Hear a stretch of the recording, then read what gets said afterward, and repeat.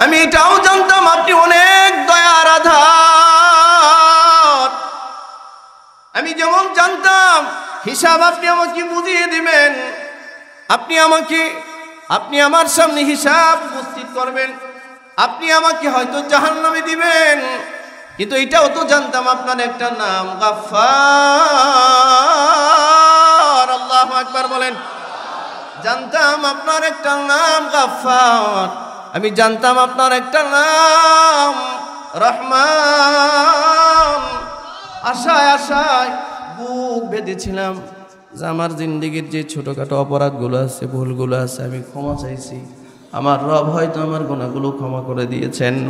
কিন্তু আজকে তো দেখি আমার আমলনামায় ছোট থেকে ছোট জাররা পরিমাণ কোনো গুনাহ বাকি নাই, যে গুনাহটা এখানে লেখা নাই। আল্লাহ, আমার তো নির্ঘাত এখন জাহান্নাম ছাড়া কোনো রাস্তা নাই। আল্লাহ ডাক দিয়া বলবেন, ও আমার বান্দা, তুমি কি জানো তোমার এই গোপনে কেন ডেকে আমি নিয়ে আসছি? চতুর্দিকে নজর করে দেখো, আমি যে তোমার সাথে কথোপকথন করছি, কনসালটেন্সি করছি, আমি যে তোমার সাথে কথা বলছি, চতুর্দিকে কেউ আছে কিনা? বান্দা এবার চতুর্দিকে নজর করে দেখবে, কাউরে দেখা যায় না। আল্লাহ বলবেন, বান্দা জানো গোপনে কেন ডাকছি? বান্দা বলবেন, না আল্লাহ জানি না আপনি গোপনে কেন আমাকে ডাকছেন। আল্লাহ বলবেন, বান্দা তোমার গুনার সরল স্বীকৃতির কারণে আমি আল্লাহ আজকে তোমারে মাফ করে দিলাম। সকলে পড়ছি আলহামদুলিল্লাহ। সম্মানিত হাজিরিন, বর্তমান পৃথিবীতেও মানুষ দুই ধরনের, ভালো মানুষও আছে, আমার মন্দ মানুষও আছে, আছে কিনা? পৃথিবীটা সাজানোই হয়েছে ভালো মন্দ দিয়ে। সৎ মানুষ যেমন আছে, অসৎ মানুষ এমন আছে, মাজলুম আছে, জালিমও আছে, ঠিক না? কিন্তু আল্লাহ তাআলা আমাদেরকে পৃথিবীতে পাঠিয়েছেন সমস্ত সৃষ্টি জগতের মধ্যে প্রাধান্য দিয়ে সম্মানিত করে আমরা যেন সৎ কাজ করি, আমরা যেন সৎ পথে থাকি এবং অন্যকেও যেন সৎ কাজের আদেশ করি। অসৎ কাজ থেকে কিভাবে বিরত থাকা যায় তার দাওয়াতও যেন আমরা দেই এবং সে পদক্ষেপ যেন আমরা নিই। এই দৃষ্টিকোণ থেকে পৃথিবীতে একদল মানুষ সবসময় সত্য এবং হকের পথেই চলার চেষ্টা করে, হাজারো প্রতিবন্ধকতা থাকবার পরেও, কষ্ট হয় চলতে, তারপরে সৎ পথে থাকার চেষ্টা করে। কারণ সে আখিরাতকে বিশ্বাস করে, কারণ প্রত্যেকটা সৎ কাজের যাজা, সৎ কাজের বিনিময়, প্রতিদান কে দিবেন? সবাই বলুন, কে দিবেন? আল্লাহ দিবেন। আমাদের প্রতিটা সৎ কাজের আশা আমরা আল্লাহর কাছে করি। আল্লাহ আল্লাহর মতো করে আমাদের নেক আমলগুলোর, সৎ কাজগুলোর যাজা, বিনিময় আল্লাহর পক্ষ থেকে বান্দাকে দান করবেন। আমরা তো মানুষ ছোট, হায়াত কম, শক্তি কম, আমলের মধ্যে হাজার হাজার ত্রুটি বিচ্যুতিতে ভরা। কি বলেন? আমাদের এই ত্রুটিযুক্ত আমলগুলোই আল্লাহর কাছে যদি কবুল হয়ে যায়, আমরা তো আমাদের দুর্বলতা নিয়ে ইবাদত করি, যার উদ্দেশ্যে ইবাদত করি তিনি তো আর দুর্বল না। কি বলেন? আমাদের রব কি দুর্বল? আল্লাহ তাআলার পক্ষ থেকে ওয়াদা আছে, বান্দা তুমি তোমার সক্ষমতা অনুযায়ী যতটুকু নেক কাজ, সৎ কাজ করো, তুমি তোমার সক্ষমতা প্রকাশ করছো, আমি আমার সক্ষমতা অনুযায়ী এই সৎ কাজের প্রতিদান হাসরের মাঠে তোমাকে আমি দান করব। আপনারা কি কল্পনা করতে পারেন যে আল্লাহর সক্ষমতা কত দূর? এটা কি আমরা কল্পনা করতে পারি?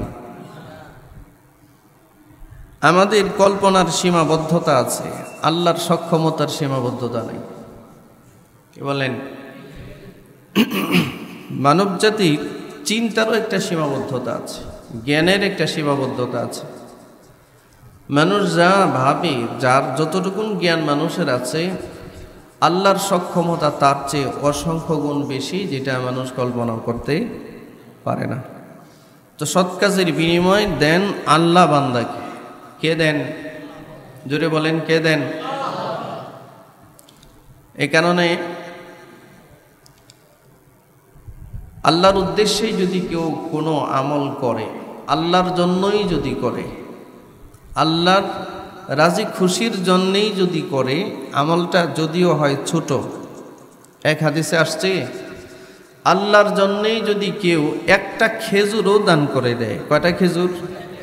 তামারুন ওয়াহিদ, হাদিসের শব্দ হচ্ছে একটা খেজুরও যদি আল্লাহর জন্যই কেউ দান করে দেয়, আল্লাহ এটাকে বাড়াতে বাড়াতে বাড়াতে বাড়াতে বাড়াতে বাড়াতে হাসরের মাঠে বান্দার আমল নামায় এই একটা খেজুর সমপরিমাণ বিনিময় উহুদ পাহাড় স্বর্ণ হয়ে গেলে, আর এই স্বর্ণ আল্লাহর রাস্তায় দান করে দিলে যে পরিমাণ সওয়াব হতো, একটা খেজুর আল্লাহর রাস্তায় আল্লাহর জন্য দান করলে এই পরিমাণ সওয়াব আল্লাহ তাকে ফেরত দিবেন।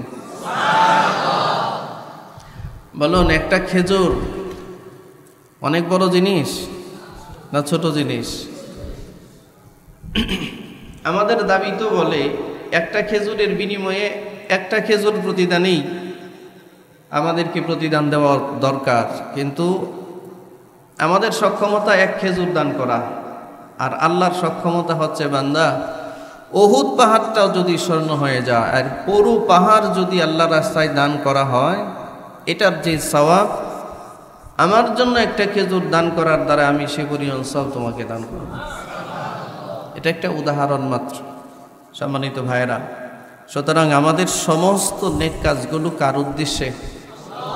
সবাই একটু জোরে বলুন, সমস্ত নেক কাজগুলো কার উদ্দেশ্যে? সমস্ত বদ কাজ, অসৎ কাজ ছেড়ে দেওয়াটা, এটাও কার উদ্দেশ্যে? আল্লাহর জন্য। কারণ হচ্ছে প্রতিটা মানুষ যা করে তা তাকে বুঝিয়ে দেওয়া হবে। فمن يعمل مثقال ذرة خيرا يرى।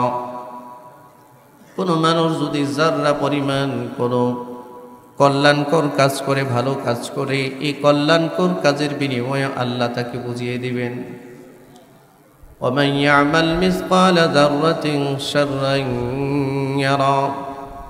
যদি কেউ কোনো অন্যায় করে, পাপ করে, যারা পরিমাণ হলেও পৃথিবীর কোনো মানুষ না জানলেও মনের ভিতরে আছে এটার যে একটা শাস্তি, এটাও আল্লাহ বান্দাকে দিবেন। যদি আল্লাহ কাউকে শাস্তি দেওয়ার ইচ্ছা করেন, কোনোটাই বাদ করবে না। এই জন্য আল্লাহ তাআলা বলেন, ওয়াদিআল কিতাবু ফাতারাল মুজরিমিনা মুশফিকিনা মিম্মা ফীহি ওয়া ইয়াকুলুনা ইয়া ওয়াইলাতানা মা লিহাযাল কিতাবি লা ইউগাদিরু সগীরাতান ওয়ালা কাবীরাতান ইল্লা আহসাহা ওয়া ওয়াজাদু মা আমিলু হাদিরা। এমন কোনো গুনাহ থাকবে না যেটা ছোট থেকে ছোট, বড় থেকে বড়, প্রত্যেকটা পাপ পাপিষ্ঠরা, মুজরিমরা হাসরের মাঠে দেখতে পাবে। ওয়ায়াকুলুনা ইয়া ওয়াইলাতানা মা লিহাযাল কিতাব। পাপিষ্ঠরা চিৎকার করে বলবে, কি হলো? লা ইউগাদিরু সগীরাতান ওয়ালা কাবীরাতান ইল্লা আহসাহা। আমি তো দেখি আমার আমল নামায় ছোট থেকে ছোট, বড় থেকে বড় কোনো গুনাহ দিকে বাদ পড়ে নাই। খেলার ছলে, বন্ধু বান্ধবের আড্ডায় এমন এমন কিছু কথা বলেছিলাম, এটাকে পাপ মনে করতাম না। আজকে দেখি আমার আমল নামার মধ্যে এটা বিশাল আকারের পাপ হিসাবে লেখা আছে। আমরা হাসতে হাসতে অনেক গুনাহ করি, হাসতে হাসতে। তা কি জানেন আপনারা? এমনি তো গুনাহ করি, হাসতে হাসতে অনেক গুনাহ করি, আড্ডায় বসে অনেক গুনাহ করি। যেটাকে আমরা গীবত মনে করি না, পরনিন্দা মনে করি না, পরচর্চা মনে করি না, অথচ এই ধরনের আলোচনা করতে গিয়ে পরনিন্দা, পরচর্চা হচ্ছে আমাদের জানা নাই। যেটাকে তার কল্পনার মধ্যেও আসে নাই, বান্দা এটা গুনাহ হতে পারে, এই গুনাহটাও আল্লাহ হাসরের মাঠে থেকে বুঝাইয়া দিবেন। ওয়াজাদু মা আমিলু হাদিরা, সব উপস্থিত পাবে, সে কোনোটাই বাদ পড়বে না। আল্লাহ আপনি আমাদেরকে হেফাজত করেন, বলেন আমিন। মনে রাখবেন, পৃথিবীতে কোনো মানুষ নিজে যদি আত্মসংশোধন করতে না পারে, যে মানুষ আত্মসংশোধন করতে পারে না, এ মানুষ ক্ষতিগ্রস্ত হয়, দুনিয়াতেও হয়, পরকালেও হয়। আত্মসংশোধনের জন্য বিশাল মহড়া দিতে হয় না। আত্মসংশোধনের জন্য অনেক বড় পিএইচডি ডিগ্রি নিতে হয় না। আত্মসংশোধনের জন্য ডক্টরেট করা লাগে না। আত্মসংশোধনের জন্য বহুত বড় আলেম হওয়া লাগে না। আত্মসংশোধনের জন্য বহুত বড় মন্ত্রী হওয়া লাগে না, বিচারপতি হওয়া লাগে না। আত্মসংশোধনের ইচ্ছা কোনো মানুষ যখন করে, নিজেকে আল্লাহর কাছে সুপর্দ করে, আর আস্তে আস্তে নিজের ত্রুটি বিচ্যুতিগুলোকে সামনে এনে এখান থেকে সংশোধন হওয়ার চেষ্টা করে, আল্লাহ তখন তার নিজ জিম্মায় তারে কবুল করে। আর যে আত্মসংশোধন করে ফেলে, সে সফলকাম হয়ে যায়। কদ আফলাহা মান তাযাক্কা, আল্লাহর ওয়াদা, যে সংশোধিত হয়ে গেছে সে সফলকাম হয়ে গেছে। আমার প্রিয় ভাইয়েরা, আল্লাহ আমাদেরকে আত্মসংশোধন করার তৌফিক দান করুন, বলুন আমিন। আমরা কিন্তু সারা জীবন মানুষের ভুল ধরে অভ্যাস। নিজের কিছু ভুল আছে, এটা আমাদের জানার বাইরে। কে বলেন? আমাদের দেশের মানুষ গীবত চর্চায় অনেক বেশি অগ্রসর। গীবত চর্চায় অন্যকে নিয়ে ভাবার। শহরে এতটা চিন্তা করে না কেউ কাউরে নিয়ে, কিন্তু আপনি গ্রাম অঞ্চলে গিয়ে দেখেন, গ্রামের মানুষগুলো আগের শুনতাম সহজ সরল ছিল, এখনকার গ্রামের মানুষের মতো এত ক্রিটিক্যাল। ওই যে একটা কথা আছে না, ভিলেজ পলিটিক্স, শুনেছেন? নাম শুনেছেন? Village politics. আপনি গ্রামে গেলে, ঢাকা থেকে গ্রামে গেলে আপনি বোকা শোকা সেজে যাবেন, তারা এত কিছু বুঝে। এবং অন্যকে নিয়ে চিন্তা করতে করতে তার মাথার চুল সাদা করে ফেলতেছে। তার এই হয় নাই, তার সেই হয় নাই, এই হয়েছে, তার মেয়ে চলে গেছে, তার ছেলে চলে গেছে, ছেলে চাকরি হয় না, ছেলে থাকতে পারে না, ছেলের এটা নাই ওইটা নাই, নিজের যে কিছুই নাই এটা নিয়ে তার একবারের চিন্তাও। এগুলো যখন মানুষ করে তখন সে কলুষিত হয়, আত্মা নষ্ট হয়, তখন সে অশান্তিতে ভুগে, জীবন হয়ে যায় হায়াতের দনকার, সংকুচিত জীবন। আল্লাহ আমাদেরকে এই পাপ থেকে হেফাজত। মনে রাখবেন, মনে করতেছেন যে এটা বড় কোনো পাপ না, কিন্তু এটাও বড় পাপ। কিছু কিছু পাপ মানুষকে আল্লাহর রহমতের ছায়াতল থেকে দূরে টেনে হেঁচড়ে নিয়ে যায়। এর মধ্যে এইগুলো কিছু পাপ আছে। আল্লাহ এই ছোট হোক বড় হোক সব ধরনের পাপাচার থেকে আমাদেরকে আত্মনিয়ন্ত্রণ করবার এবং আত্মসংশোধন করবার তৌফিক দান করুন, সকলে বলুন আমিন। সম্মানিত ভাইয়েরা, রব সব বুঝিয়ে দিবেন বান্দাকে। এই জন্য হাসরের মাঠে কিছু মানুষের আমলনামা তার ডান হাতে আল্লাহ দিবেন, কিছু মানুষের আমলনামা আল্লাহ তার বাম হাতে দিবেন। এর কিছু আলোচনা আল্লাহ তেলাওয়াত আয়াতে করছেন। আল্লাহ তাআলা বলেন, فَأَمَّا مَنْ أُوتِيَ كِتَابَهُ بِيَمِينِهِ,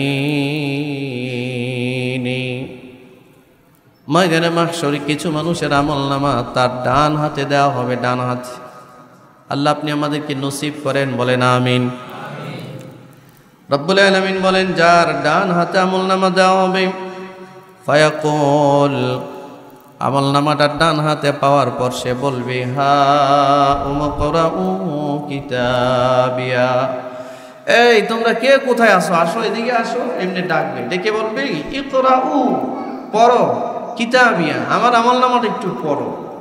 সুবহানাল্লাহ বলবেন না? বলেন আমার আমলনামাটা একটু পড়ো। রব্বুল আলামিন ডাক দিয়া বলেন যে এই লোকটা আমলনামা ডান হাতে পাওয়ার সাথে সাথে বলবে, আমলনামাটা একটু পড়ো। আমাদের দেশে একটা ছাত্র যখন এসএসসি পরীক্ষা দেয় অথবা মাদ্রাসার যে কোনো পরীক্ষা দেয়, পরীক্ষায় যদি মুমতাজ পায়, গোল্ডেন এ প্লাস পায়, কতটুকু খুশি হয়? সে তার মার্কশিটটা নিয়ে দৌড়াতে থাকে না? এই কখনো দাদার কাছে, কখনো দাদুর কাছে, কখনো ভাইয়ের কাছে, কখনো চাচার কাছে, কখনো চাচির কাছে, কখনো বন্ধু বান্ধবের কাছে আমল তার মার্কশিটটা দেখায়, দেখিয়ে বলে যে দেখো আমার রেজাল্টটা দেখো। রেজাল্ট কেন এত খুশি কেন? সেও গোল্ডেন এ প্লাস পেয়েছে। কি পেয়েছে? মুমতাজ গোল্ডেন এ প্লাস পেয়েছে, খুব খুশি। আল্লাহ রাব্বুল আলামিন বলেন আমলনামা যার ডান হাতে দেওয়া হবে সে হাসরের মাঠে গোল্ডেন এ প্লাস পেয়ে যাবে। মুমতাজ চিন্তা নাই আর, সে চিৎকার করে বলবে ইকরাউ কিতাবিয়া, আমার আমলনামাটা তোমরা একটু পড়ে দেখো। কারণ হচ্ছে ইন্নী যানানতু আন্নী মুলাকিন হিসাবিয়া, ইন্নী আমি এটা ভাবতাম, নিশ্চয়ই আমি, জানান্তু আমি এটা চিন্তা করতাম, আই হাসিবতু আমি এটা ভাবতাম যে আন্নী মুলাকিন হিসাবিয়া, একদিন না একদিন নিশ্চয়ই আমাকে আমার হিসাবের সম্মুখীন হতেই হবে। আপনারা কি বলেন? আমাদের জিন্দেগিটা কিরকম বেকার, কোনো হিসাব কিতাব নাই, জিজ্ঞাসা করবেন না, আমলনামা বুঝাইয়া দিবেন না। রব্বুল আলামিন বলেন ফাহুয়া ফি আইশাতির রাদিয়া, তার জন্য অনেক আনন্দ, অনেক আরাম আয়েশের একটা জিন্দেগির ফয়সালা করা হবে। ফি জান্নাতিন আলিয়া, সুউচ্চ জান্নাত। সুউচ্চ জান্নাতের অনেকগুলো স্তর আছে। এক হাদিসে আসছে জান্নাতের 100 স্তর আছে। একটা স্তর থেকে আরেকটা স্তরের ব্যবধান হচ্ছে দুনিয়ার জমিন থেকে নিয়ে আসমানের দূরত্ব যতটুক, এক স্তর থেকে আরেক স্তরের ব্যবধান ততটুক। জমিন থেকে নিয়ে আসমানের দূরত্ব 500 বছরের রাস্তা, হাদিসে আসছে 500 বছরের রাস্তা। ঠিক জান্নাতের এরকম স্তর আছে 100 স্তর। এই 100 স্তরের ভিতরে প্রত্যেকটা স্তরের ব্যবধান এমন, জমিন থেকে নিয়ে আসমানের দূরত্ব যেমন। সুবহানাল্লাহ। এই জন্য আল্লাহ তাআলা বলেন আমলনামাটা যার ডান হাতে দিয়ে দেওয়া হবে এতটাই সৌভাগ্যবান হবে যে ফি জান্নাতিন আলিয়া, তাকে সুউচ্চ জান্নাতের মধ্যে আরাম আয়েশের ফয়সালা আল্লাহ করে দিবেন। হ্যাঁ, আল্লাহ আপনি নসিব করেন, বলেন আমিন। এটা এমন জান্নাত কুতুফুহা দানিয়া, কুতুফুহা জান্নাতের ফলগুলো, ফল দানিয়া একেবারে ওই জান্নাতির নাগালের কাছে চলে আসবে, নিকটবর্তী হয়ে যাবে। এখন তো আমরা আম জাম কাঁঠাল পাড়তে গিয়ে গাছে উঠা লাগে, আর ওই জান্নাতের ফলগুলো তার নাগালের কাছে থাকবে, ইচ্ছা করলে শুয়ে শুয়েও সেই ফলগুলো সে খেতে পারবে। সুবহানাল্লাহ, শুয়ে শুয়েও খেতে পারবে।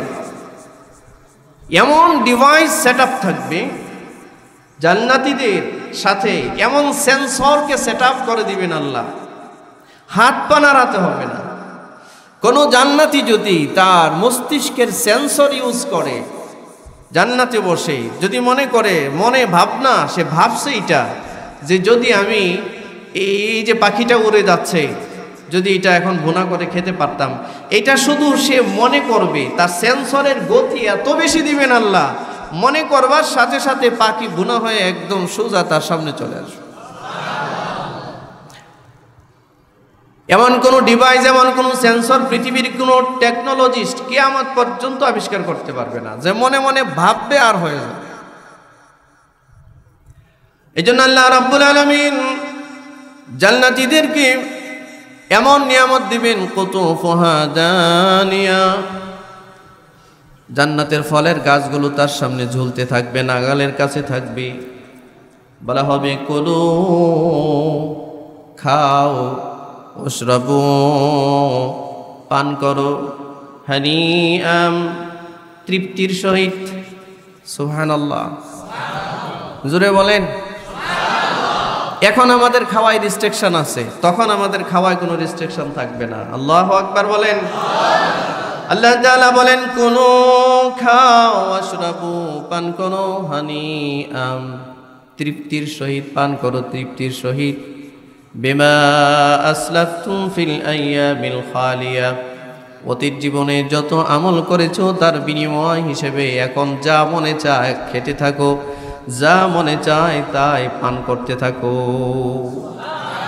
এখন কি আমাদের যা মনে চাই তাই খেতে পারি?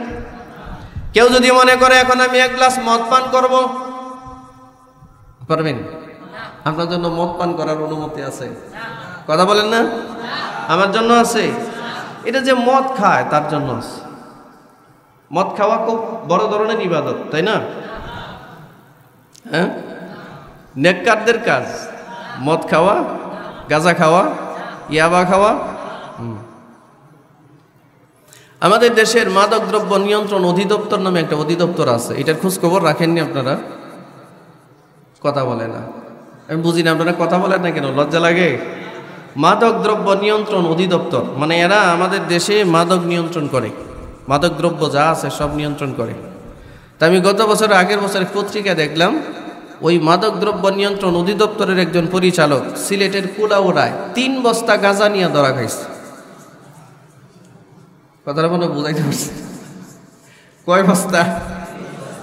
কে ধরা খাইছে?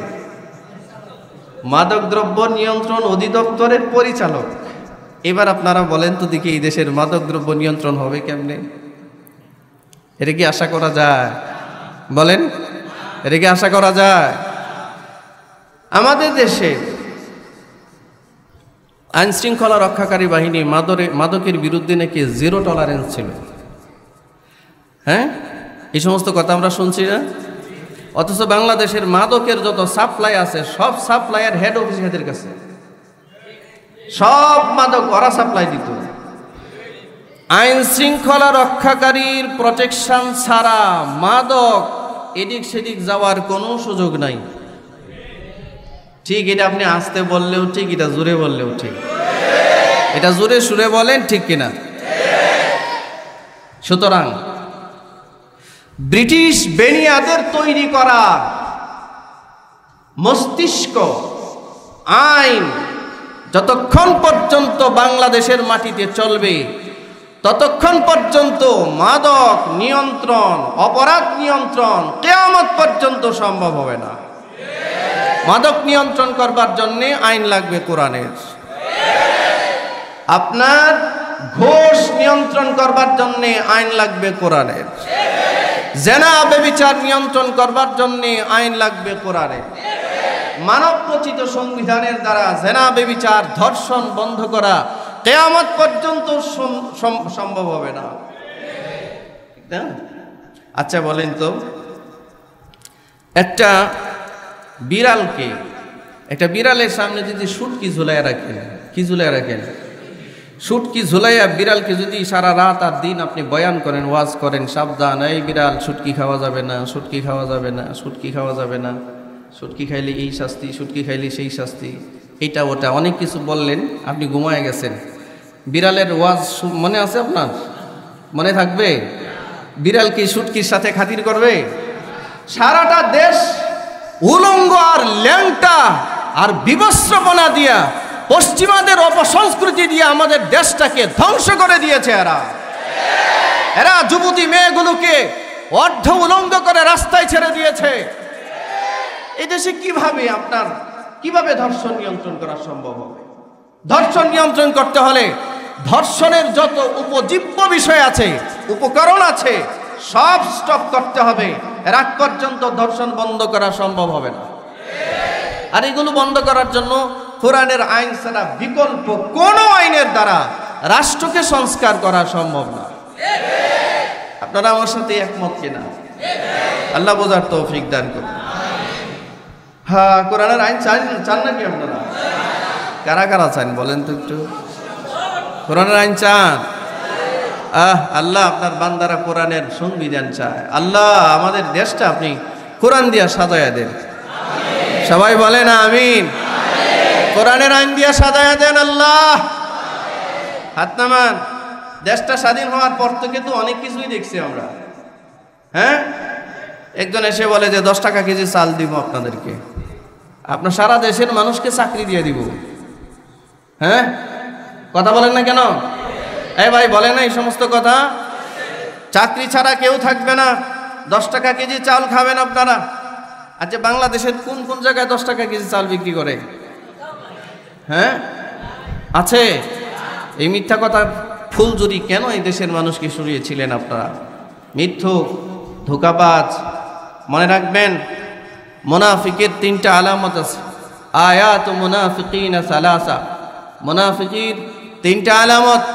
ইযা হাদ্দাসা কাযিবা, মুনাফিক যখন কথা বলে মিথ্যা কথা বলে, মিথ্যা কথা, কথার ফাঁকে ফাঁকে মিথ্যা কথা বলে। ইযা ওয়াদা আখলাফা, মুনাফিক যখন নির্বাচনী ইশতেহারে লম্বা ইশতেহার লেখে কিন্তু বাস্তবায়ন করবেন এটা সে নিজেও জানে। এবং এমনিও যে সমস্ত মানুষ ওয়াদা দিয়ে ওয়াদার বরখেলাপ করে, এটা মুনাফিকের একটা বড় ধরনের আলামত। 3 নাম্বার, ইযা আতুমিনা খানা, যদি তার কাছে কোনো আপনার কি বলে এটা আমানত রাখা হয়, এ আমানত তখন নষ্ট করে, সে আমানতকে খেয়ানত করে। নাউজুবিল্লাহ বলেন, নাউজুবিল্লাহ। আল্লাহ এই পাপ থেকে আমাদেরকে হেফাজত করুক, সকলে বলো না আমি। মুসলমান ভাইরা আমার, এজন্য আল্লাহ রাব্বুল আলামিন কোরআনুল কারীমের মধ্যে বলেন, আল্লাহ সুবহানাহু ওয়া তাআলা কোরআনুল কারীমের মধ্যে বলেন, হে বান্দা, হানিআম বিমা আসলাফতুম ফিল আইয়ামিল খালিয়া, হে বান্দা তৃপ্তির সহিত পান করো, তৃপ্তির সহিত পান করো। দুনিয়াতে যা আমল করেছিলে তার বিনিময়ে তৃপ্তির সহিত তোমরা জান্নাতে অবগাহন করতে থাকো। যা মনে চায় খাও, যা মনে চায় পান করো। আল্লাহ আমাদেরকে আপনি নসিব করেন, সবাই বলেন আমিন। জান্নাতে গিয়ে জান্নাতি খাবার খাওয়ার প্রত্যাশা আছে কিনা? সকলের আছে কিনা? আল্লাহ আপনি আমাদেরকে কবুল করেন। মনে রাখবেন, দুনিয়ার সমস্ত ক্ষমতা, দুনিয়ার সমস্ত সম্পদ, দুনিয়ার সমস্ত পাওয়ার, এটা একটা দিন শেষ হয়ে যায়। জান্নাতের যত নিয়ামত আছে এটা চিরবিচ্ছিন্ন, এটা নিরবচ্ছিন্ন, এটা কখনো শেষ হবে না। যেই নিয়ামত কখনো শেষ হয় না, আমরা যদি সেই নিয়ামত পেয়ে যাই তবেই আমরা সফল হব, ঠিক কিনা? তবেই পূর্ণ সফল হব। আল্লাহ আমাদেরকে নসিব করুন, সকলে বলো না আমি। এরপর আল্লাহ রাব্বুল আলামিন বলেন, এতক্ষণ যা বলছি এটা হচ্ছে আমলনামা যারে ডান হাতে দিবে। কারে? আচ্ছা, আমলনামা ডান হাতে দিবে কারে? যে এই দেশে মদ বিক্রি করে, হ্যাঁ, যে এই দেশে তাগুতের আইন বাস্তবায়ন করার চেষ্টা করে, তারে? হ্যাঁ, মানব রচিত আইনের জন্য জীবন দিয়ে দেয়, তার জন্য?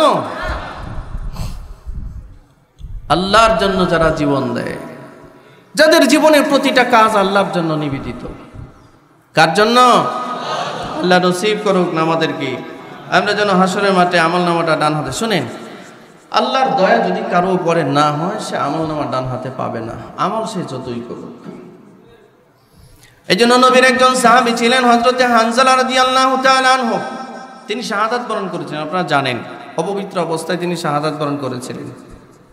ওনার উপরে গোসল ফরজ ছিল, কিন্তু যুদ্ধের ময়দানে আল্লাহর জমিন, আল্লাহর দ্বীন কায়েম করার জন্য চলে গেছে, মায়া করে নাই।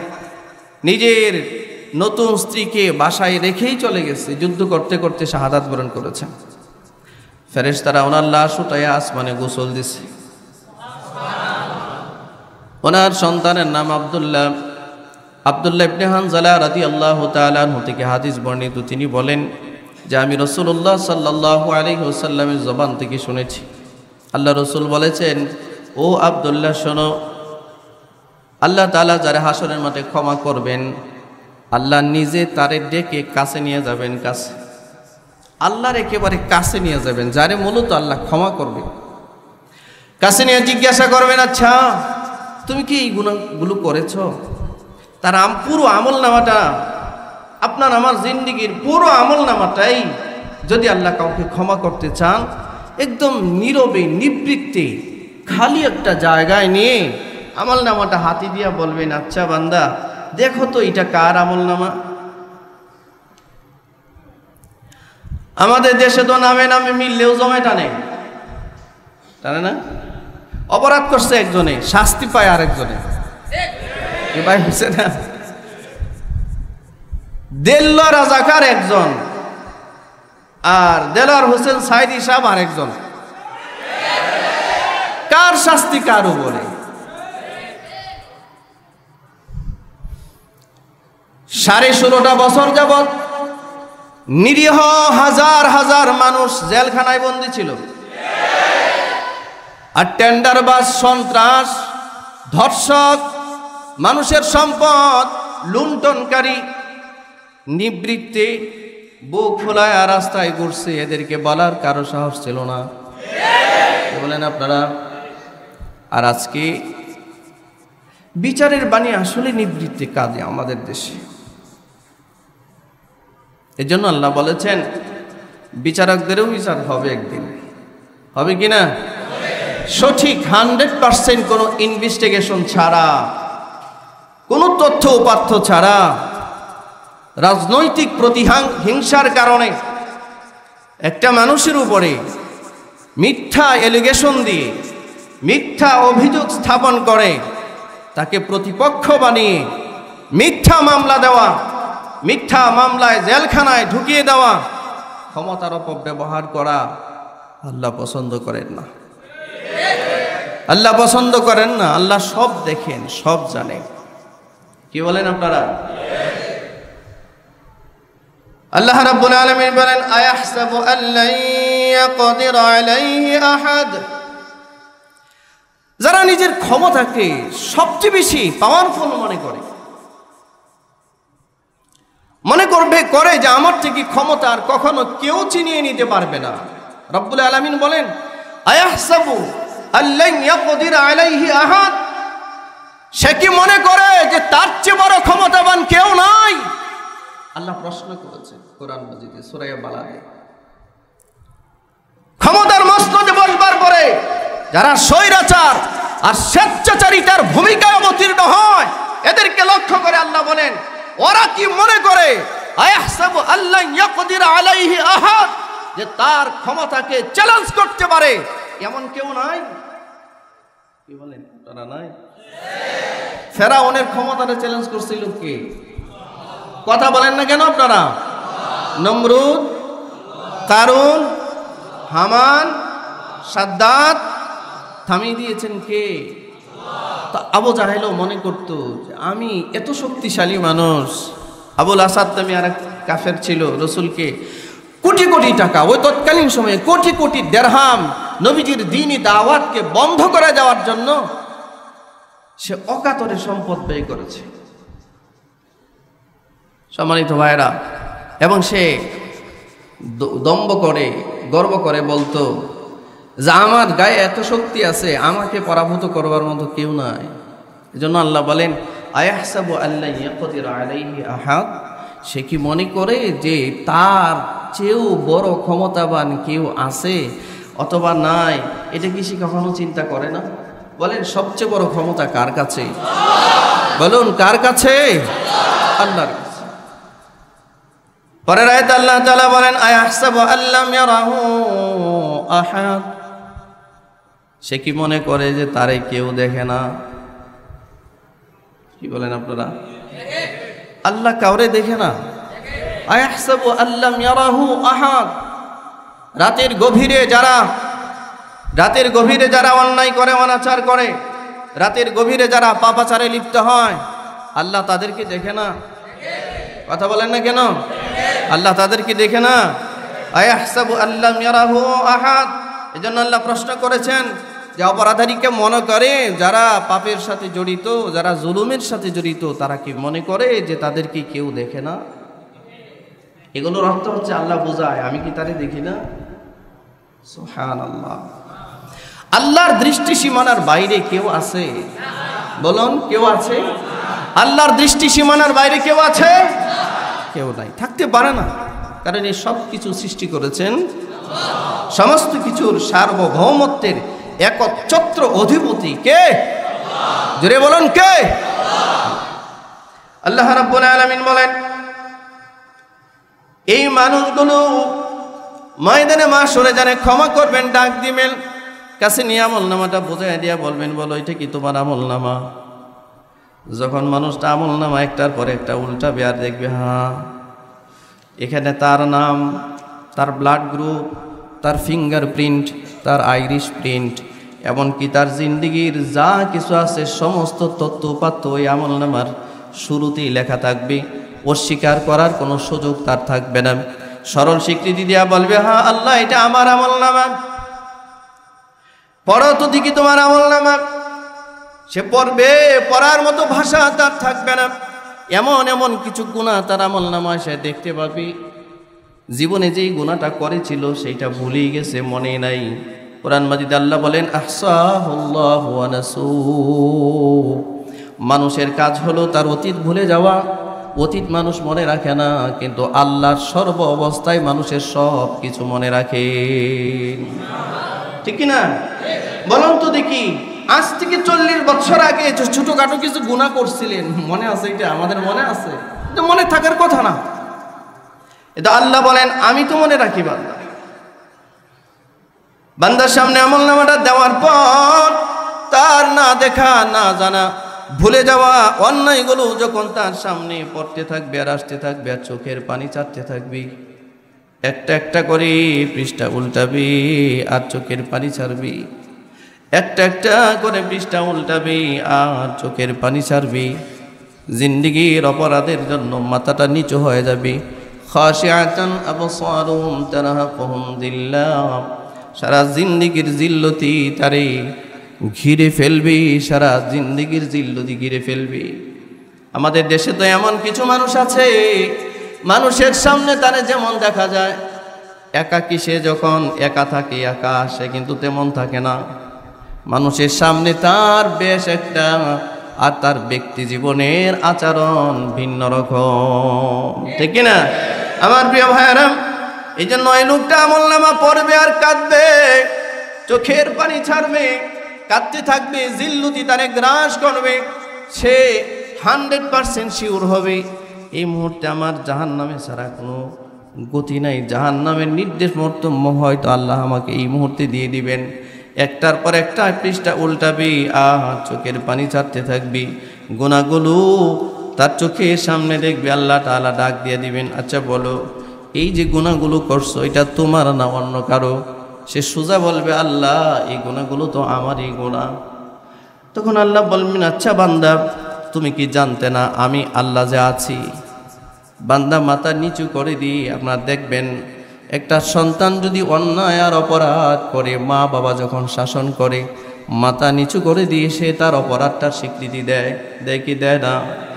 এই বান্দা হাসরের মাঠে তার অপরাধের স্বীকৃতি আল্লাহ তাআলার কাছে দিয়া বলবে যে আল্লাহ হ্যাঁ আমি তো এই অপরাধগুলো করেছি, একটাও মিস নাই, আপনি এখানে যা যা দেখাইছেন সব ঠিক আছে।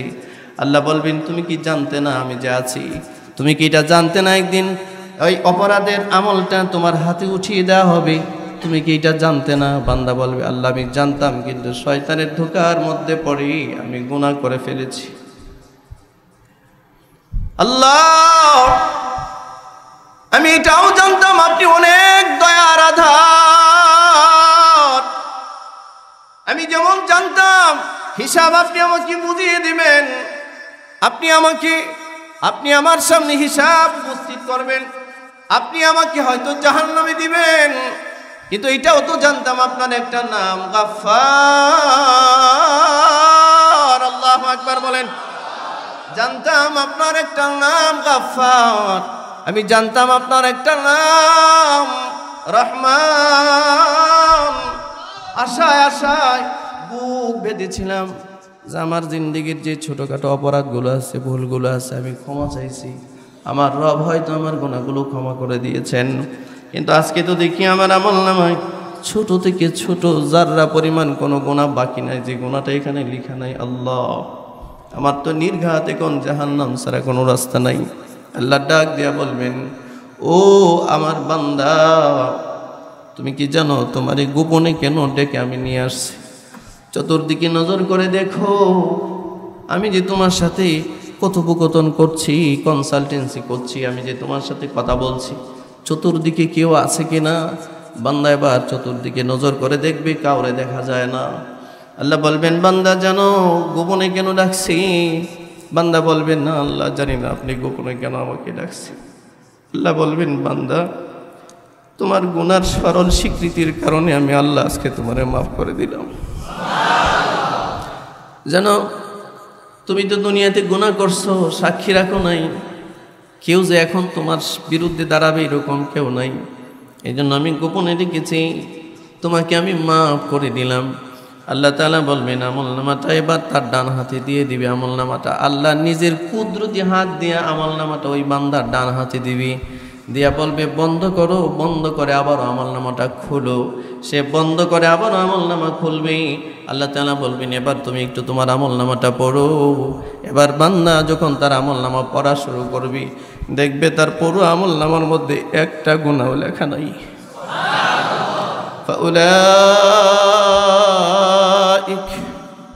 فأولئك يبدل الله سيئاتهم حسنات।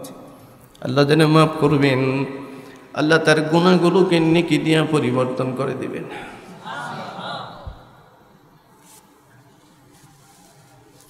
মূলত ক্ষমার ঘোষণা এই মানুষগুলোকে আল্লাহ দিবেন যারা আল্লাহ মহব্বত করেন।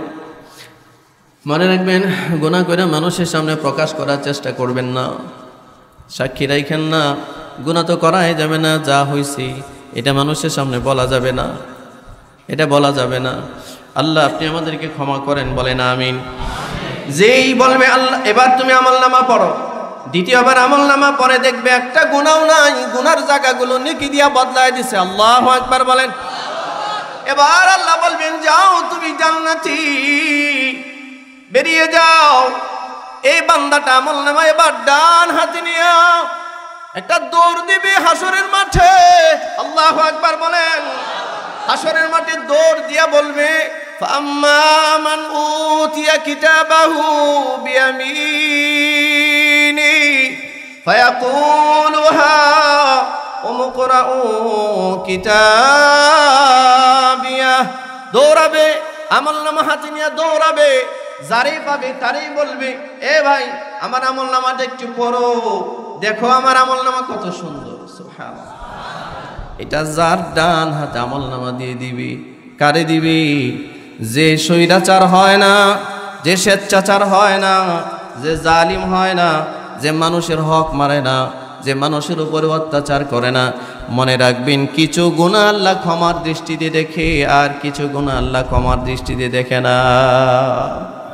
আল্লাহ এই অপরাধ থেকে আমাদেরকে হেফাজত করুন, সকলে বলুন আমিন। মুসলমান ভাইরা আমার, দ্বিতীয় পাঠে আল্লাহ রাব্বুল আলামিন বলেন বাম হাতে যার আমলনামা দেওয়া হবে, ওয়া আম্মা মান উতিয়া কিতাবাহু বিশিমালি, পক্ষান্তরে যার আমলনামা বাম হাতে দেওয়া হবে। কোন হাতে? আল্লাহ তাআলা বলেন আমলনামাটা দেওয়ার সাথে সাথে ফায়াকুল, এই বামপন্থীরা বলবি, যার আমলনামা বাম হাতে পেয়ে যাবে সে বলবি ইয়া লাইতানি, হায় আফসোস, লাম উতা কিতাবিয়া, এই আমলনামাটা যদি আমারে না দেওয়া হতো কতই না ভালো হতো। বলেন আমলনামা, যার যার আমলনামা রিসিভ করা ছাড়া কোনো রাস্তা আছে ভাই? কোনো রাস্তা আছে? কোনো রাস্তা নেই। ওয়ালা মাদরি মা হিসাবিয়া, আমি যদি এই হিসাবের সম্মুখীন না হইতাম কতই না ভালো হতো। রব্বুল আলামিন বলেন ইয়া লাইতাহা কানাতিল কাদিয়া, বলবে হায় আফসোস, আমি যে দুনিয়াতে একবার মরে ছিলাম, প্রথম মরণেই যদি আমার শেষ মরণ হয়ে যেত, নতুন করে যদি কেউ আমার জীবন না দিত, নতুন করে যদি আমি জীবিত না হইতাম কতই না ভালো হতো। রব্বুল আলামিন ডাক দিয়া বলবেন না না মা আগনা আন্নি মালিয়া, সে চিৎকার করে বলবে মা আগনা আন্নি মালিয়া, আমার কোনো সম্পদ আমার আজ কোনো কাজে আসলো না। আমি যে সম্পদের পাহাড় গড়েছিলাম দুর্নীতির মাধ্যমে, কোথায় আমার স্বৈরাচারী আচরণ দিয়ে, দম্ভভরা ক্ষমতা দিয়ে, আমি আমার লাঠিয়াল বাহিনী দিয়ে যে সম্পদের পাহাড় গড়েছিলাম, এই সম্পদ কোথায়? মা আগনা আন্নি মালিয়া, আমার সম্পদ তো আমার কোনো কাজে আসলো না। হালাকা আন্নি সুলতানিয়া। আপনারা বলতে পারেন যে হুজুর আপনি কি বানিয়ে বলছেন? বানিয়ে বলছি না। আল্লাহর কোরআন খুলুন, সূরা হাক্কা খুলুন, সূরা হাক্কার আয়াতগুলো নিজের ভাষায় গিয়ে একটু তরজমা তাফসীর দেখুন। আল্লাহ বলেন, বান্দা বলবে হালাকা আন্নি সুলতানিয়া, হায়রে আমার সব ক্ষমতা আজকে ধ্বংস হয়ে গেছে। বলুন, ক্ষমতা কি চিরকাল মানুষের থাকে ভাই? বলেন, ক্ষমতা চিরকাল থাকে? ক্ষমতা কি চিরকাল থাকে কারো কাছে? 16.5 বছর আমাদের দেশটার উপরে নির্যাতনের স্টিম রুলার চলছে। বাক স্বাধীনতা কি জিনিস? অর্থনৈতিক স্বাধীনতা কি জিনিস? মানুষের ব্যক্তি স্বাধীনতা কি জিনিস? ব্যবসায়িক স্বাধীনতা কি জিনিস? এদেশে মানুষ এটা ভুলে গিয়েছিল। মানুষ মনে করেছিল যে না, এই স্বৈরাচারী মরার আগ পর্যন্ত আর আমাদের বাক স্বাধীনতা ফিরবে না। ঠিক না? হ্যাঁ, কত মানুষের, কত আলেমের রক্ত রাস্তা রঞ্জিত হয়েছে, রাজধানী রঞ্জিত হয়েছে। কত নিরীহ মানুষ জুলুমের শিকার হয়েছে, অত্যাচারের শিকার হয়েছে। এমনও আছে, এমন আপনার বিরোধী দলের এমন লোকও এই 16.5 বছরে একদিনও বাড়িতে থাকতে পারে নাই। তারে বাড়িতেও থাকতে দেয় নাই, দেশেও থাকতে দেয় না, বিদেশ পাঠায় দিচ্ছে। অত্যাচারের একটা সাম্রাজ্য করা হয়েছে। কোথায় আজ এই সাম্রাজ্য?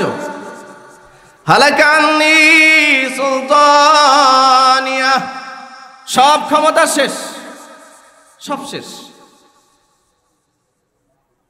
খুদু, আল্লাহ বলবেন ধর এরে, আল্লাহ বলবেন এরে ধর, ফাগুল্লু, এরে গ্রেফতার কর, এরে কে বেরি দিয়ে আটকিয়ে দে। সুম্মাল জাহিম সাল্লু,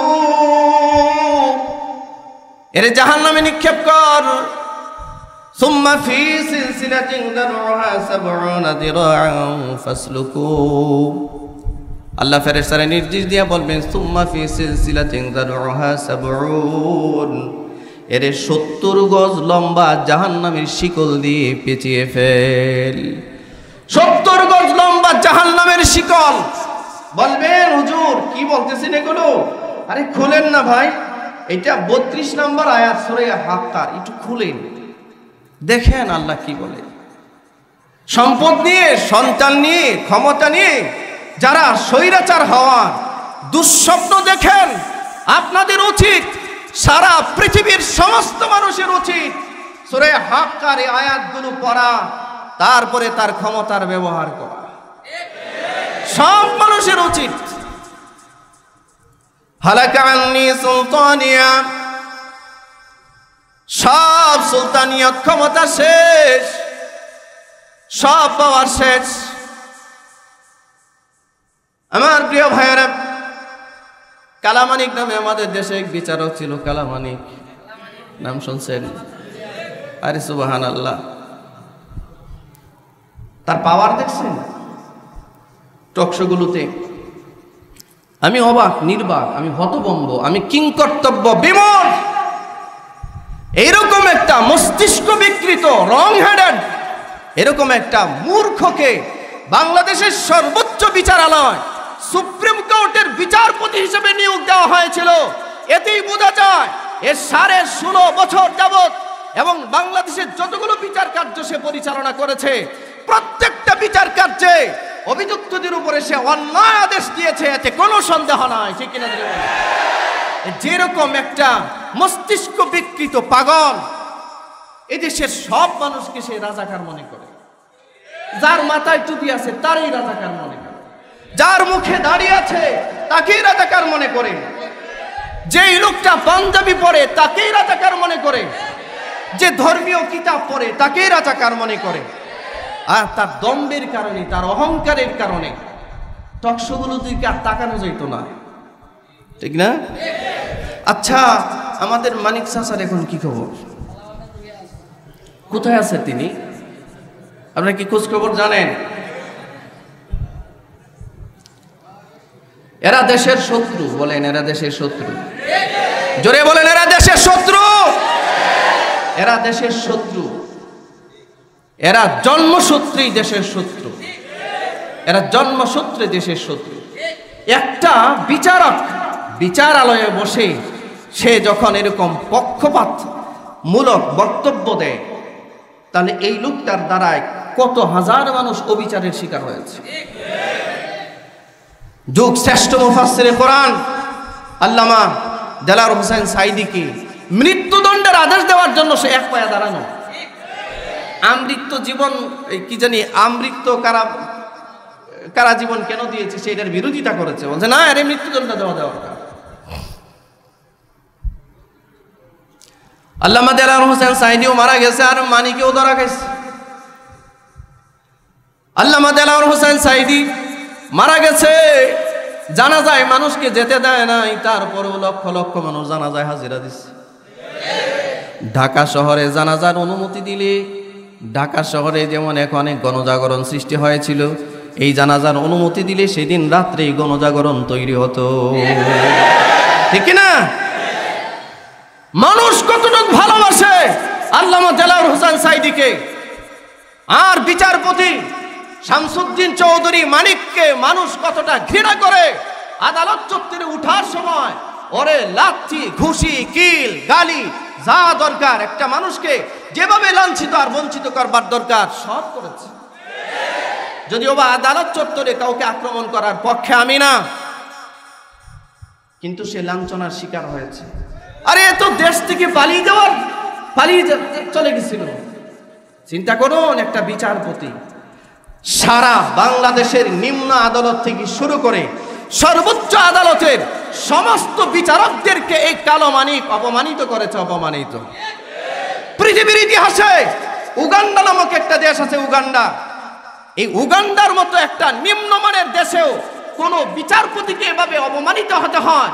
কোন বিচারপতি বিচার কার্য সম্পন্ন করবার পরে অবসরে যাওয়ার পর তার নিজের দেশ থেকে এভাবে চোর গুন্ডা বদমাইশের মতো অপরাধীর মতো পালিয়ে চলে যেতে হয়, পৃথিবীর কোনো দেশে নাই সোনার বাংলাদেশ ছাড়া। এই 16.5 বছরে এমন বিচারপতি নিয়োগ দিছিল। এরকম কত কালো মানিকি আমাদের বাংলাদেশের বিভিন্ন জায়গায় বসা আছে, ঠিক কিনা? সে টাকা পয়সা নিয়ে এক দালালের মাধ্যমে কমিউনিকেশন করে ইন্ডিয়া চলে গেছে। হায় রে কালো মানিক জঙ্গলে গিয়া কলা পাতায় শুয়ে রয়েছে। কালো মানিক যেই টুপি পরতো না, এই টুপি দিকে সাথে নিয়ে গেছে। কালো মানিকের একটা টুপিও ছিল, দেখছেন আপনারা? হ্যাঁ, তারপরে আমাদের দেশের শেষরা সুরেরাও যে কাপড় পরে না এটা পরছে। একটা হিরোইন খুঁড়েও যে জামা কাপড় প্যান্ট হাফ প্যান্ট পরে না এটি পরছে, ঠিক না? আহা, আল্লাহ বলেন খুজু এরে ধর, ফাগুল্লু এরে গ্রেফতার কর, এরে বেরি পড়া, বেরি পড়া, সুম্মাল জাহিমা সাল্লু এরে জাহান্নামে নিক্ষেপ কর, সুম্মা ফি সিলসিলাতিন দারউহা 70 যিরাআন ফাসলুকু 70 গজ লম্বা জাহান্নামে শিকল দিয়ে ওরে পেঁচা। ওটা তো পরকালের শাস্তি, এটার সিম্পল পৃথিবীতে আছে। এটা সিম্পল একটা শাস্তি পৃথিবীতে হয়েছে, ঠিক কিনা জোরে বলেন? এই মানিক যতগুলো মানুষের উপরে অন্যায় করে বছরের পর বছর জেলখানায় থাকতে বাধ্য করেছে, অন্যায় নির্দেশ দিয়েছে, রায় দিয়েছে, অন্যায়ভাবে বহু নিরীহ মানুষকে ফাঁসির কাস্টে ঝুলিয়েছে, এদের শাস্তির দায়ভার নিতে হবে না? কি বলেন, শাস্তির দায়ভার নিতে হবে না? আল্লাহ তো সেই গুনাহ মাফ করে। আল্লাহর হক যদি কেউ নষ্ট করে সেই গুনাহ মাফ করে, বান্দার হক যদি কেউ নষ্ট করে তারে মাফ তো আল্লাহ করে না, আল্লাহ নিষেধ করে দিয়েছে, ঠিক কিনা? আল্লাহ তাআলা এই কালো মানিকের হালত কি করলেন?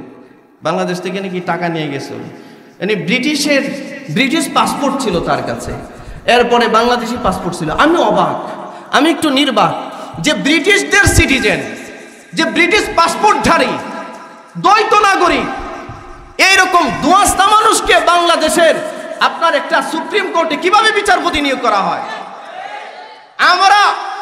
আমি চিন্তা করতেছি যে বাংলাদেশের যেই নাগরিকরা অস্ট্রেলিয়ারও নাগরিক, বাংলাদেশেরও নাগরিক, যেই নাগরিক আমেরিকারও নাগরিক, বাংলাদেশেরও নাগরিক, যেই নাগরিক কানাডারও নাগরিক, বাংলাদেশেরও নাগরিক, যেই নাগরিক আপনার ব্রিটিশেরও পাসপোর্ট আছে, ব্রিটিশেরও নাগরিক, বাংলাদেশের নাগরিক, এ যখন হয় বাংলাদেশের প্রধানমন্ত্রী, এ যখন হয় বাংলাদেশের বিচারপতি, এ যখন হয় বাংলাদেশের এমপি আর মন্ত্রী, তখন সে এই পাসপোর্টকে ব্যবহার করে বাংলাদেশের ঘাম জড়ানো মানুষের অর্থ সম্পদ লুট করে মানুষকে দুর্নীতির দুর্নীতি করতে করতে হাজার হাজার কোটি টাকা নিয়ে ওই দ্বৈত নাগরিক সুবিধার এই কানাডায় আজকে বেগম পাড়া বানায়, আমেরিকায় বেগম পাড়া বানায়, ঠিক কিনা?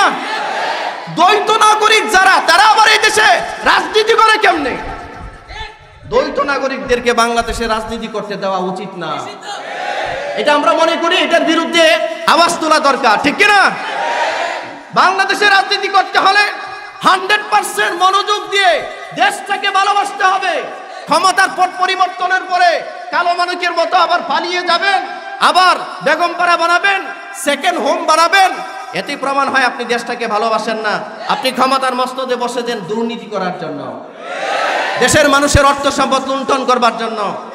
এই জন্য বৈষম্য বিরোধী ছাত্র জনতা আন্দোলনের সমস্ত নেতৃত্বের প্রতি আমার আহ্বান, এদেশের আলেমদের আহ্বান, আপনারা নতুন করে সংবিধানকে সংশোধন করে দ্বৈত নাগরিকত্ব যাদের আছে বাংলাদেশে এদের রাজনীতি করার অধিকার যেন না হয়, এরা যেন ক্ষমতার মস্তদে বসতে না পারে। যদি এই দেশে রাজনীতি করতে হয় দ্বৈত নাগরিকের সনদ ক্যান্সেল করেন, 100% বাঙালি হন, মরলেও বাংলাদেশ, বাঁচতেও বাংলাদেশ, ঠিক কিনা? অন্য দেশে গিয়ে বাড়ি করা যাবে না, সেকেন্ড হোম বানানো যাবে না। তবেই যদি এই দেশটা দুর্নীতিমুক্ত করা যায়, তবেই যদি দেশটাকে মানুষ ভালোবাসে, ঠিক কিনা? আচ্ছা, আমাদের দেশের চুরগুলো অনেকগুলো গেছে কেন? এদের প্রত্যেকটার বিদেশে বাড়ি আছে। আমার প্রিয় ভাইয়েরা, আওয়াজ তোলা দরকার, আওয়াজ তোলা দরকার। কোনো দ্বৈত নাগরিক আমাদের দেশে এরকম রাজনীতি করার কোনো প্রয়োজন, হ্যাঁ বসে, রাজনীতি করার কোনো সুযোগ নাই, এটা আমাদের দাবি। শোনেন, দুই নৌকায় পা দিলে কিন্তু এটা ছিঁড়ে মরার সম্ভাবনা, ঠিক না? নৌকা যদি দুইটা হয়, তাহলে নৌকা যদি দুই দিকে যাওয়া শুরু করে তখন কি হয়? বলবে না?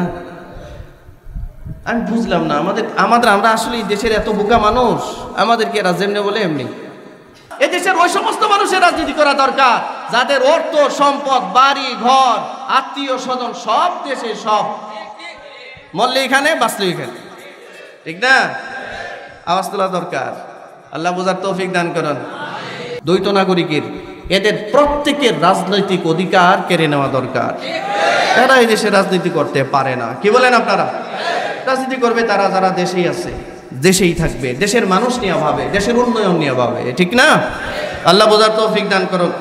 এই যে আমাদের মানিক চাচা চলে গেছিল, পার পেয়ে গেছিল, কিন্তু কলা পাতায় শুয়েছিল। তারা জিজ্ঞাসা করছে, আর তার বক্তব্য দেখছেন, আমি ইন্ডিয়া আসছি এবার বাংলাদেশে ফেরত যাওয়ার জন্য নাকি? মানে বাংলাদেশে ফেরত আসবে না। ডলার বাংলাদেশে 60 থেকে 70 লক্ষ টাকা। আচ্ছা, যারা তারে পার করছে হেরা তো তার মতোই আরো 1 ডিগ্রি বেশি।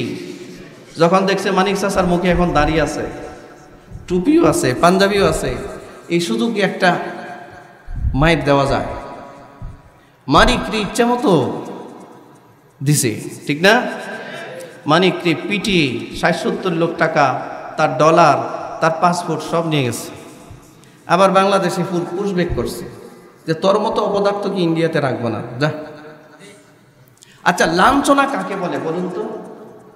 অপমান আর কাকে বলে? কোথায় গেল মানিকের সেই পাওয়ার? হালাকা আন্নি সুলতানিয়া, সব পাওয়ার ধূলিসাৎ হয়ে যাবে একদিন। তোমার সব পাওয়ার, সব ক্ষমতা ধূলিসাৎ হয়ে যাবে। এই মানিকের কাছ থেকে বাংলাদেশের বিচারালয়ের সমস্ত জাস্টিসদের শিক্ষা নেওয়া উচিত। মানিকের ভূমিকায় অবতীর্ণ হয়েন না, মানিকের মতো হয়েন না। মানিক আপনাদের মান সম্মান নষ্ট করেছে, ঠিক কিনা? জোরে বলেন। সমস্ত বিচারপতিদের মান সম্মান নষ্ট করেছে এই মানিক। মানিকের বিরুদ্ধে আপনাদের অবস্থান নেওয়া দরকার। আমাদের বাংলাদেশে যত বিচারপতি আছে সব বিচারপতিদের মান সম্মান কিন্তু ধূলিসাৎ করে দিচ্ছে। ধূলিসাৎ করছে না? সারা দুনিয়ার বিচারপতিদের মান সম্মান ধূলিসাৎ করে দিছে। একটা এক্স জাস্টিস, সাবেক একজন বিচারপতি এইভাবে অপদস্থ হতে পারে, পৃথিবীর ইতিহাসে আর দ্বিতীয় কোনো উদাহরণ আপনি পাবেন না।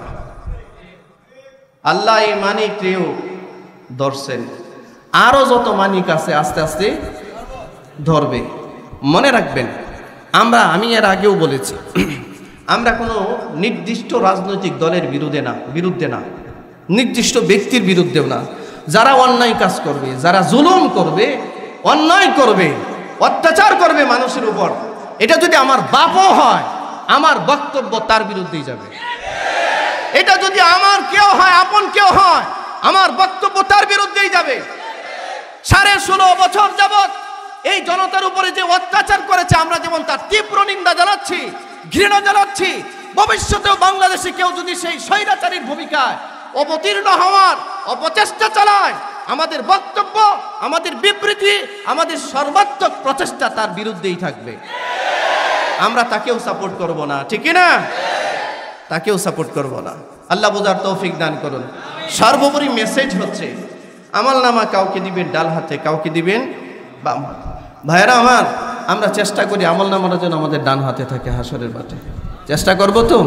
এই জন্য অন্যায়, অনাচার, জুলুম, অত্যাচার, মিথ্যাচার যা কিছু আছে সব ছেড়ে দিতে। মনে রাখবেন, আল্লাহ যদি কাউকে সম্মানের আসনে বসায়, কাউকে যদি কোটি টাকার মালিক বানায়, কাউকে যদি এলাকার চেয়ারম্যান বানায়, এমপি বানায়, মন্ত্রী বানায়, বা সম্মানের কোনো আসন আল্লাহ তাকে দান করেন, আল্লাহ তাকে পরীক্ষা করেন। এই সম্মানের চেয়ারগুলো দিয়ে আল্লাহ তাকে পরীক্ষা করেন যে দেখি আমার বান্দা ইনসাফের আচরণ করে কিনা, আমার বান্দা ন্যায় বিচার প্রতিষ্ঠা করে কিনা, এটা পরীক্ষা করেন। এই ক্ষমতা তো চিরকাল থাকে না, কিছুদিনের ক্ষমতায় অধিষ্ঠিত হয় কেউ যখন অন্যায় আর অনাচারে লিপ্ত হয়, পরিশেষে কিন্তু আল্লাহ ঠিকই তাকে টান দেয়, ঠিক না? কোন অত্যাচারী, কোন জালিম সম্মান নিয়ে মারা গেছে, এর একটা দৃষ্টান্ত পৃথিবীতে নাই। আছে? নাই। আমার প্রিয় ভাইয়েরা, আল্লাহ তাআলা আমাদেরকে সত্যের পথে, হকের পথে অবিচল থাকবার তৌফিক দান করুন। আমাদের নতুন এই স্বাধীন বাংলাদেশে সামনেও আমাদের দেশে যে সমস্ত শাসকরা আসবে, তাদের ক্ষেত্রে আমাদের চিন্তা রাখা দরকার, যাদেরকে দিয়ে দেশের উন্নতি হবে, জনগণের উন্নতি হবে, ইসলামের উন্নতি হবে। যারা অন্যায় করবে না, এই সমস্ত মানুষকে আমাদের নির্বাচিত করার দরকার, ঠিক কিনা? আর অন্যায় যেই করো তার বিরুদ্ধে অ্যাকশনে যাইতে হবে, মনে থাকবে? মুখ খুলতে হবে, মুখ খুলতে হবে তার বিরুদ্ধে। কি পরিশেষটা কি? সে আমাকে গ্রেফতার করবে, হত্যা করবে, মামলা দিবে, এটাই তো। এটা তো দিছেই অতীতে। মিথ্যা মামলা কারোর প্রতি দেওয়া, অত্যাচার করা, এগুলো দেখতেছেন কে? আল্লাহ। এই উম্মতকে সৃষ্টি করা হয়েছে কুনতুম খায়রা উম্মাতিন উখরিজাত লিন-নাস তা'মুরুনা বিল মা'রুফ ওয়া তানহাউনা আনিল মুনকার। এই আমাদেরকে সৃষ্টি করেছেন আল্লাহ এই কাজে, যে আমরা সৎ কাজের আদেশ দিব, অসৎ কাজ থেকে মানবজাতিকে বিরত রাখবো, ঠিক কি না? আল্লাহ এই ক্ষেত্রে আমাদেরকে সাহায্য করুন। এক হয়ে নতুন করে আল্লাহ আমাদের দেশ গড়ার কাজে আত্মনিয়োগ করার তৌফিক দান করুন, বলুন আমিন। সম্মানিত ভাইরা, আমাদের এখানে আমাদের এলাকার অত্যন্ত সম্মানিত একজন ব্যক্তিত্ব, আপনারা চিনেন ওনাকে, জনাব আব্দুল গফুর সাহেব। জনাব আব্দুল গফুর সাহেব উনি আসছেন, ওদের এখানে আজকে নামাজ পড়ছেন। আমাদের চেয়ারম্যান সাহেবও আছেন, জনাব আলহাজ ইশরাফিল হোসেন সাহেব। আমি তো গত জুমায় বা এর আগে জুমা বলেছি যে আল্লাহর বান্দার এই পুরা প্রতিষ্ঠানটা আল্লাহর রাস্তায় দিয়ে উনি যে কুরবানি পেশ করেছেন আল্লাহর জন্য, এটা প্রশংসার দাবি রাখে, ঠিক কিনা? আল্লাহ ওনাকে নেক হায়াত দান করে, বলো না আমিন, এবং সত্যের পক্ষে থাকার তৌফিক দেন।